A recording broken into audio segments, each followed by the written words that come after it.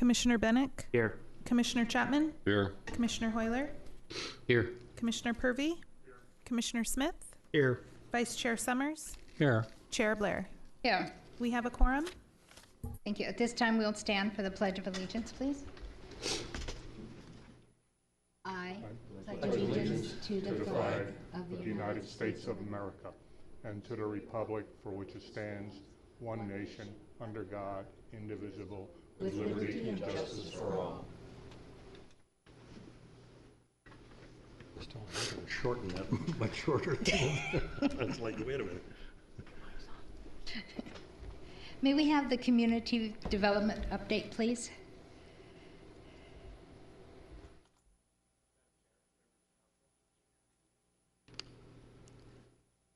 Madam Chair, members of Commission. A couple things. First, Neaters received their C of O today, and then a couple of promotions to tell you about. Deb Perry's been promoted to Development Services Project Coordinator, and then Sergio Angula is our new Planner 1 doing current planning. Very good. Also, just a reminder of the joint session with Council on September 16th. That's it. Thank you. Thank you. Okay, I'm going to open to the public. Anyone wishing to speak on any item that is not on my agenda tonight? Seeing none, I close it. And we're going to move on to the minutes of the work session. And that was August 7th. May I have a motion, please? I move to approve. Second. Commissioners, please vote.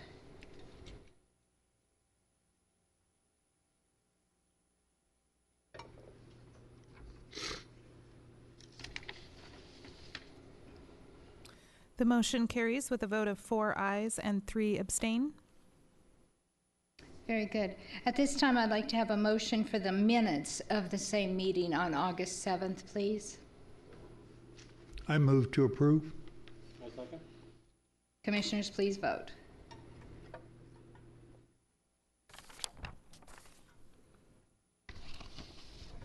The motion carries with a vote of 4 ayes and 3 abstain. Item number 3, consideration and action of the Consolidated Annual Performance and Evaluation Report 2013-14.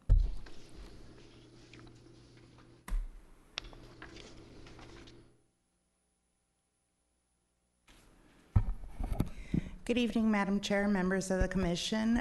It's our pleasure to come before you today to discuss basically a summary of the activities that took place using the Community Development Block Grant funds throughout the year. We are going to give an update regarding the process, the funding spent and the activities completed with the funding, and then we're going to seek your approval of the report so that we can then submit to HUD.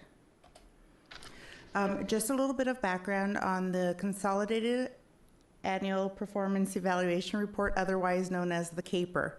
The CAPER is something that is mandated by HUD for us to turn in on a yearly basis to report on previous year activities that cover basically July 1st through June 30th, and we have to submit it within 90 days of the end of the program year, making it due September 30th. Basically, this CAPER is a tool that HUD uses in order to assure that the funding was used in a manner in which it was planned and in a manner which would greatly impact the community and that is approved for use by HUD. And it would summarize the accomplishments, and it kind of gives us a measurement as to whether or not we're able to accomplish what we set out to accomplish, for all the way from the consolidated plan to the annual action report, and then again this summary. And it also assists you in making future decisions as to how to plan the money, as well as helping hopefully the community understand the impact that is made with this funding. Basically, we received $512,000, $512,181, to which $245,847 was set aside for emergency repair of owner-occupied housing of families that income qualify. We also set aside $76,827 for public services and $102,436 in administration. Under emergency housing rehabilitation, we were able to complete 29 projects for approximately $245,847. We do have a maximum of $10,000 per project, but we don't always go to that maximum. So sometimes we're able to leverage the funding a little bit further than anticipated. So again, we were able to use the money from prior year rollovers as well as the current funding that was allotted. We did everything from the safety and energy efficiency of new doors, replacing a tremendous amount of air conditioners. We have been getting the roof calls ever since the rain on Monday. We were able to replace cabinetry and also do ADA modifications that include everything from ramps to grab bars and elevated toilet seats, accessible showers, those sorts of things. For social services under this year, St. Mary's Food Bank was awarded $19,975, and as usual, they're always able to spend that money in half the time that we give them, to which they were able to award 5,583 food boxes to residents of Surprise. The Summer Youth Employment Program kind of straddles two funding years, if you will. And so this past year, when doing the Surprise Summer Youth Employment Program, we were able to use some Tohono O'odham money, and that's why the funding from CDBG has not been spent yet, but it's programmed to be spent in May and June of this year. For social services, Arizona Charter Academy was able to finish their program year with the amount of money that was awarded as well as some prior year money that was left over. So through the two funding years, they were able to assist 99 students during this program year. Benavia was awarded $16,134. They were able to spend $18,433 because they had $11,798 from a prior year. So now they have $9,499 that they're using during this program year that they were able to roll over. With their funding, they're able to assist with Meals on Wheels, Adult Day, and Child Day. Now, each of the individuals that are able to participate in the programs have to be income qualified individually, and they are all residents of Surprise. So this is basically the new sheet that we gave you that passed out and talked a little bit about the financials and how it works. I do want to thank you for your patience on the numbers, simply because we are still in the process of closing out the books. And so as we are updating those, we're giving you the newest information that we have. Basically, again, we were able to spend about $277,000 on emergency repair. The park improvement program is still in the environmental review process, but we hope to spend that very quickly. The public service funding is moving forward. So we do have a rollover of contracts of about $40,843 in the new year. And administrative allotment, we are meeting our cap of not spending over 20% any given year. Just to point out, in this new CDBG year, through the annual action plan that you approved, we're going to be working on streets this coming year, the replacement of a few streets within the original town site. So I'm glad to see that we still do have some funding left in emergency repair, so that program can continue even as we fund streets this coming year. So we will still have a few contiguous programs. Again, the program ran from July to June 30th. We hope to have a final draft on the last day of our public review of September 13th for, and we also include in the process, of course, your review and approval, and then for ultimate submission to HUB by September 30th. So with that, I'd be happy to take any questions. All right. Commissioner Summers, any questions? No questions. Commissioner Hoyle? No questions. Commissioner Chapman? No questions. No questions. Thank you. No questions. No questions. Great. Thank you so much. This does require a public hearing. Anyone wishing to speak on this? Seeing none, I close this and ask for a recommendation, please. I move to approve the Consolidated Annual Performance and Evaluation Report 2013-2014. I second. Commissioners, please vote.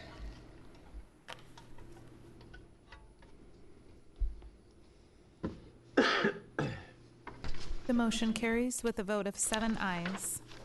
Item 4, consolidated in consideration and action on a minor general plan text amendment to the implementation chapter of the City of Surprise General Plan 2035.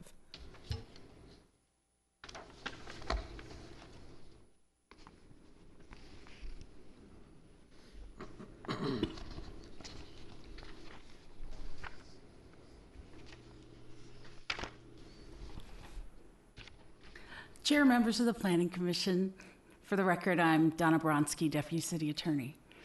Item 4 before you today is a proposed minor amendment to the General Plan, Section 6, the implementation section.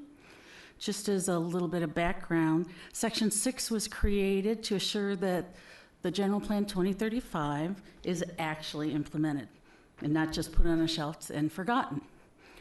What the General Plan currently provides for is an outline of responsibilities related to implementation. It mandates village planning be done prior to the adoption of any master plans. It identifies the content of village plans, and it provides for an annual summit to assure implementation progress.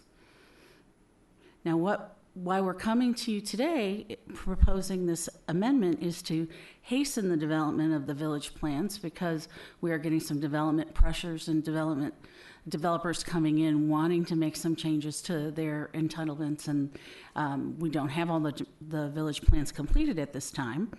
We also wanted to streamline the process, but most importantly, we wanted to change the order a little bit of when that summit and when those plans get presented to you and the council, so that the summit process can be timed so that the council can then take whatever conclusions or decisions that come out of the summit and roll it into the budget plan that starts in the budget process that starts in the spring. So if you're ready, I have a short PowerPoint that goes through just a summary of the changes. And as we go along, if there are any changes you want to suggest, we will be happy to write them down, or you can present them at the end, whatever works for you as we go along.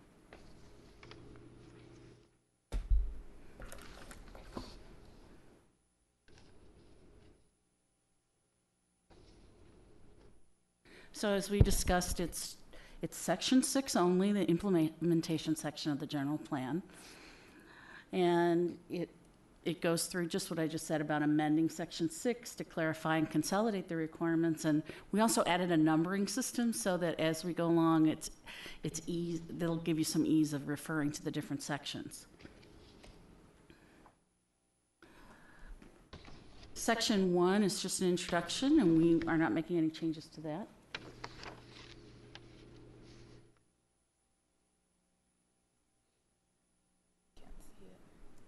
Oh, there we go. Oh, thank you very much. Should wave your hands if you can't see what I'm doing. So the introduction is no changes, and then Section 2 is where most of the process changes come in. The general plan currently calls for the summit to be in the spring, and we're moving it to the fall. We're simplifying the process so that there can be a joint meeting, and you all have been invited to the summit, and that's coming up in November, and then there's the general plan amendment going on the 16th.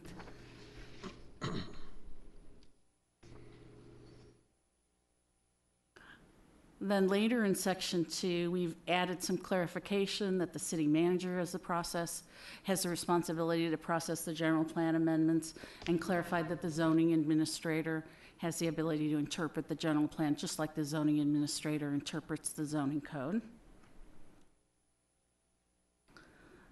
Then in Section 3, we've limited the amendments a little bit so that they don't. Right now, the general plan says that anytime there's an amendment, there needs to be an analysis of every single element, and that just wasn't necessary. This was a great example. It only affected Section 6, so there wasn't any need to go through and do an analysis of every other element of the general plan. And then we just clarified some language and reordered some of the requirements so that it matches how the process flows. Then in section 4, talks a little bit about specific plans, consolidated some repetitious sections, reorganized it a little bit. And then went into the village plans, and I'm going to take this opportunity to remind everybody that village plans are a form of specific plan, and the city's divided up into villages, as you recall. And so what we did is we just reorganized it a little bit, clarified that, made it clear the village plans are forms of specific plans, added some amendment authority so it was clear who could amend it, and then just consolidated some redundant element requirements. And finally, the status report was established in the general plan, but we added a spring segment so that this could be a living document, and one document could just continue from year to year. There's the evaluation period, the portion in the fall when the report is given for the summit. It's more of an evaluation of where we are, and then we take the same document in the spring and update it based on the conversations that you all have at the summit in the fall, so that that can then roll right into the budget cycle, and we can keep this as an ongoing guide for how development and how the infrastructure in the city is going to be funded. So do you have any questions or specific clarification that we could do? Commissioner Hoyler. Okay, Commissioner Chapman. Yes, I have a question about the general plan summit itself. Yes, sir. Who comprises that? Well, that is set up. It is really a city council function, but the council wanted to make sure that everybody was on the same page and that the planning commission had input. So it's going to be a joint meeting, and that's the way it's been scheduled. Okay. Will there be any voting, or is this just a discussion? No, this is more of a work session format. While there may be some conclusions that are sort of drawn as a group, there's no formal action. There's no formal action. Okay, thank you. And also, I had another question about the in the section 1 introduction. To take it through a portion of it, it says the general plan 2035 encourages consistent public and private decisions, and I wanted to ask what a private decision would be, considering we're a public entity and disclosure laws, that kind of stuff. Well, the general plan is an overall guide for all development. So that includes not only the infrastructure that the city might be inputting, like roads and parks, but private developers, when they're coming in with their land, they're also guided by the same overriding plan in the general plan 2035. And so when they're making their site plans and their decisions on how to lay out their developments, they're also guided by this document. So those are the private decisions. And yes, many of them are submitted for approval, but they still start with the private developer. But at some point where decisions are made, those become public? Yes, but when you think about a raw, let's say you had a raw piece of land, there are lots of ways that you can develop it. The developer or the property owner will come to you with a plan, but they could have come to you with 12 different plans. They've made decisions, they want to go this direction. And then, assuming you approve of them and the council approves of them, that's the way the property is going to be developed. It all needs to fit within the general plan, but there's still a lot of flexibility of different options on how any particular development is going to be made. So there are private decisions that are made as well as the public approval process. Thank you. I have a few minor suggestions. Absolutely. That I've written down, and I would submit to you later. Oh, okay. There is one area under 6.0, I believe, that I would sure like to see that written with the idea of keeping a positive statement. I'm sorry, could you say that last sentence again? I would like to see the 6.0, that it might be suggested to look at it to see if it can't be put in a positive form. It talks about the city action and limited resources, and it's not able to fund. I think we know that, but if reworded, it might be that the city's going to take action and that they will make funding available based upon the short and long-term goals that they're setting. Anyway, I have a suggested something to look at for you later. But I want to commend the staff for whomever wrote, or the group, or you, or It was a team. yeah, great job. It really consolidated a lot of information, and the redundancy was eliminated. I was really, it's a very nice document to read, and I think you did a great job. Thank you very much. And yes, the intent of that last section is just to discuss that there needs to be prioritization because there are limited resources. So yes, any way we can make that a more positive statement, we're glad to do that. Thank you. Commissioner Purvey. Just a statement, again, a job well done. Thank you, Commissioner. Commissioner Smith. I have no questions. Commissioner. I have no questions. It is a very, I think that you really consolidated it nicely and easily for us to do. So I thought it was very good, Commissioner. This does require a public hearing. Anyone wishing to speak on this? Seeing none, I close it and ask for a motion, please. Well, I move to approve. I recommend the approval to the mayor and city council, a minor general text amendment to the City of Surprise General Plan 2035. Second. Commissioners, please vote.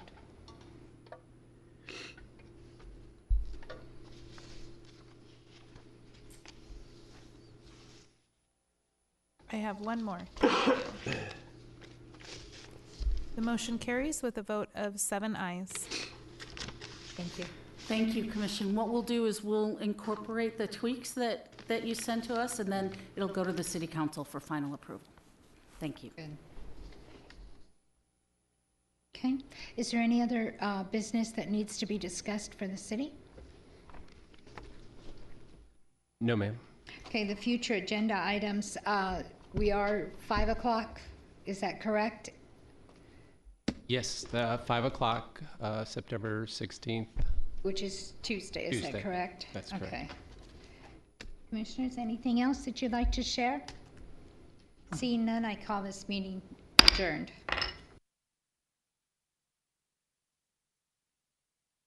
First, fast, free. Surprise AZ.